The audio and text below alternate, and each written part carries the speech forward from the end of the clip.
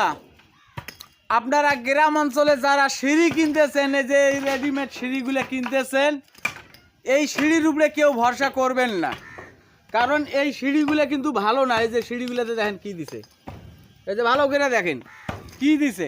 এই সিঁড়িগুলোতে কি রড দিছে, এটা কি দিছে দেখছেন? এটা যদি রড হইতো তাহলে এই সিঁড়িটা ভাঙতো না।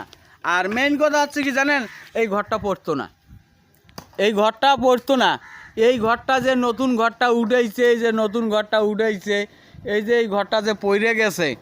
আচ্ছা ভাই এদিকে শোনেন, আচ্ছা সিঁড়িগুলো কি ভালো দিছে কোন তো? না ভাই, এই সিঁড়ি ভালো না। হ্যাঁ, না, এই সিঁড়ির উপরে কি এই ঘরটা থাকবে? না, হ্যাঁ? এই জন্য তো পড়ে গেছে। আচ্ছা, দেখা যাচ্ছে দর্শক, আপনারা যখন এই সিঁড়ি কিনবেন, কোন জায়গা থেকে সিঁড়ি কিনবেন, কোনো সময় রেডিমেড সিঁড়ির ভরসা আপনারা করবেন না।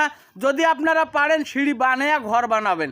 তার আগে কেউ সিঁড়ি, এই যে মনে করেন 500-600 টাকা করে একটা করে সিঁড়ি কিনতেছেন, কিনার পরে যে যে সিঁড়ি দেখেন ভেঙে গেছে গা, এই যে দেখেন সব সিঁড়ি ভেঙে গেছে গা।